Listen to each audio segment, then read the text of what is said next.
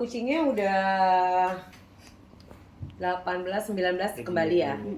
Jadi tinggal sisa Ken, Sora, Miss Amerika, dan beberapa kitten yang kita nggak ada fotonya gitu. Nah, untuk yang aku rescue sendiri itu 13 ya. 13-14. Udah, jadi aku rescue terus kemudian aku kembalikan aja langsung ke Uya. Udah, aku dapat info dari follower, terus aku kejar ke lokasinya di mana, aku ambil gitu. Ada yang kadang aku yang pura-pura jadi sini duduk dia. Ada yang jadi pembeli gitu, terus akhirnya lama-lama dia bilang nggak jadi dijual gitu karena ternyata ketahuan aku ternyata bukan pembeli gitu. Ya udah, terus habis itu aku kembalikan langsung. Ini udah pada pulang semua nih. Sayang. Nah, sekarang sayang? seperti apa? Masihkah trauma atau udah agak lebih better atau gimana? Sebenarnya sih kalau trauma mungkin masih ada ya. Kan ini kan kita baru semingguan gitu. Cuman kalau udah jauh lebih baik dari pertama kali aku temuin mah udah jauh sekali. Udah jauh lebih baik. Nah, contohnya si Blue ini Jangan. Nanti dia marah, cakar. Jangan. Kalau kondisi Blue sendiri gimana nih? Kakaknya lebih agresif atau gimana sih? Enggak, ini biru yang paling diam sebenarnya. Tuh, tapi dia mau main. Dia pengen main ini tuh, nyangkut. Dia pengen main ini. Sayang, ini tangannya nyangkut ini, nyangkut. Itu nyangkut. Tuh, nyangkut tuh. Dia tuh mau main sebenarnya. Nah, nyangkut. Nah, dia mau main. Terus Papi Uya tiap hari mengontrol dengan keadaan kontrol. Sehari 2, 3, 4 kali nelpon kondisinya gimana. Karena ada beberapa kan kemarin kayak misalnya contohnya Lily. Lily itu ada di Puskeswan, Lily sama Creamy. Itu masih ada 2. Itu 2 hari sekali pasti ditengokin. Gitu. Kalau yang lain kan karena aku yang rescue langsung dan kondisinya alhamdulillah sehat. Jadi aku langsung kembalikan ke kandang. Nah, kebetulan karena kondisinya itu kan belum ada kandang lamanya itu kan masih pada ini ya, masih pada rusak kan, belum kita renovasi. Jadi untuk sementara ini kita nyewa ngontrak ada satu rumah khusus buat kucing-kucingnya. Ya di sekitaran dekat rumah sana lah kita kontrakin rumah untuk mereka. Biar mereka nyaman lagi. Ya, problematika kucing kan masih belum selesai nih. Kemarin sempat Sharina Munaf mendatangi Polres, ketemu Papi Uya itu, tapi masih berkeluar di media sosial tapi tidak memberi statement ke media gitu. Malah merasa dirinya terpojoki.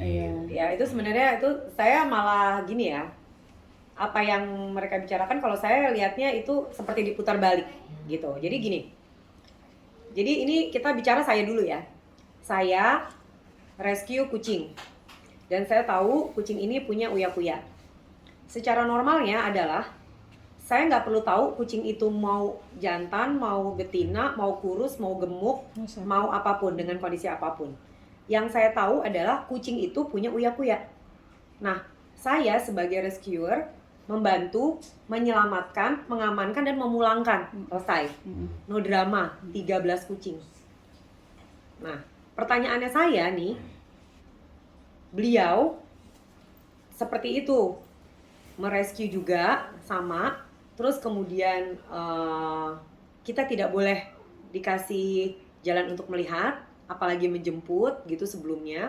Padahal sudah ada komunikasi dan kita juga minta alamat untuk kirim makanan pun tidak digubris gitu ya. Itu pertanyaannya kami tuh cuman ya kenapa? Masalahnya tuh di mana? Gitu.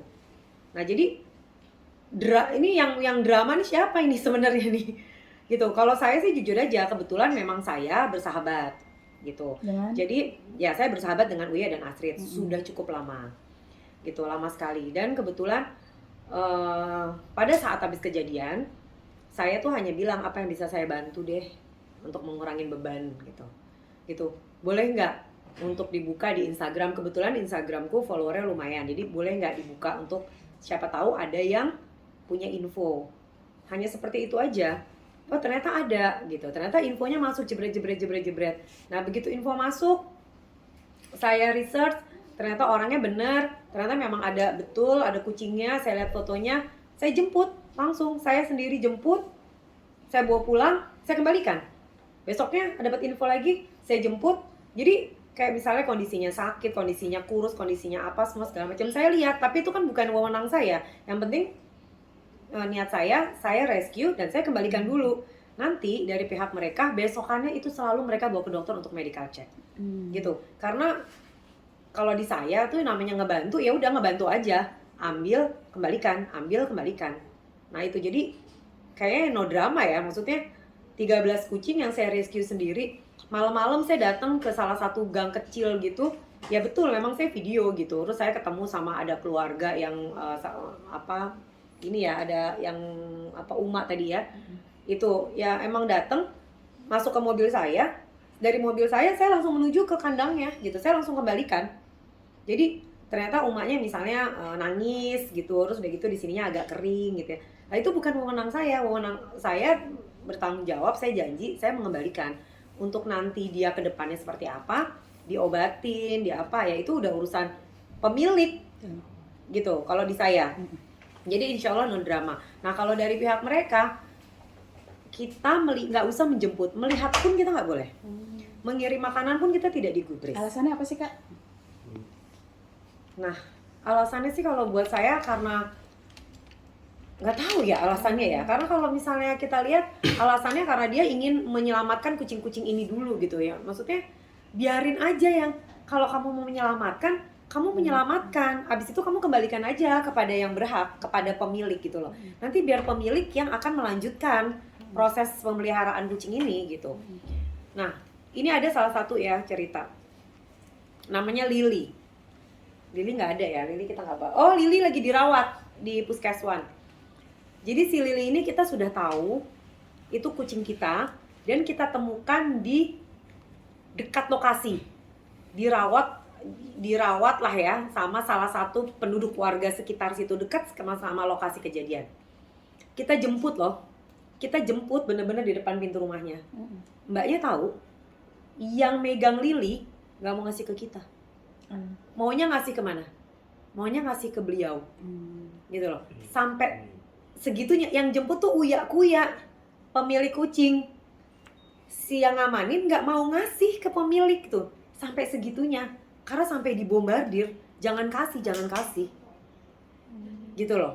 Sampai akhirnya kita mau nggak mau kita pakai aparat. Akhirnya kita datang bersama polisi, termasuk kucingnya dibawa. Akhirnya dibawalah si Lily itu ke Puskeswan. Gitu, sampai sekarang Lily masih ada di sana. Seperti itu. Karena sampai si Lily aja ini nggak mau dikasih ke kita sama yang ngamanin. Gitu, karena dia waktu dia nelpon, ya pokoknya nanti tunggu saya akan jemput gitu loh. Gitu. Nah, sama halnya kejadian juga ke Dr. Rifki. Dr. Rifki itu Humas Indonesia Cat Association. Nah, Dr. Rifki itu juga sudah menghubungi Sherina, Indira dan Dr. Nadira ya, gitu ya, untuk menanyakan masalah kucing-kucing yang ada di beliau. Nah, itu sama sekali tidak digubris. Tapi begitu Dr. Rifki menemukan Bella dan Yumi, Sherina atau wakilnya atau timnya dari mereka itu menghubungi Dr. Rifki. Untuk apa? Kan Dr. Rifki, nah sedangkan Dr. Rifki nggak mau kasih, Dr. Rifki maunya kasihnya ke pemilik gitu. Nah terus kalau mbaknya nanya nih, kemarin Sherina dipanggil, terus banyak desas-desus bilangnya begini, udah ditolong dilaporin ke polisi ya, itu fitnah. Karena apa? Yang memanggil Sherina itu polisi dan tidak ada hubungannya dengan uya-kuya. Karena begini, ada salah satu penjara tertangkap. Penjara itu menjual kucing seharga 1,2 juta. Nah, kita nggak paham kucing itu sekarang ada di sana. Nah, makanya akhirnya polisi memanggil yang bersangkutan. Betul, kenapa bisa sampai di tangan kucing itu. Jadi bukan laporannya uya-kuya sama sekali. Toh uyanya kan juga dipanggil sebagai saksi gitu kan, sebagai pemilik kucing kan, benar nggak ini kucingnya? Jadi gitu. Hanya meminta pernyataan ya? Ya, hanya diminta keterangan gitu loh. Jadi kalau dia bilang, ada yang bilang bahwa udah ditolong terus dilaporin polisi, fitnah gitu. Nah saya kondisinya memang saya sahabatnya, saya tuh sekedar nolong. Jadi kalau dia bilang kayak mau cari pamor, mau cari donasi, mau cari apa, aduh Mbak, mohon maaf aja, ini buang waktu loh. Kalau misalnya kayak banyak orang bilang, gila lo ngapain lo buang waktu gina gitu. Tapi itu nggak buat saya gitu loh. Karena sahabat itu datangnya pada saat sahabat kesulitan. Bukan waktu dia senang, saya nggak ada kok. Kayak gitu istilahnya. Karena kita memang bersahabat. Dan kita bersahabat nggak cuma 10 tahun, 20 tahun, 45 tahun Mbak. Gitu. Jadi kalau misalnya kayak kita nolong, bobo nih. Tapi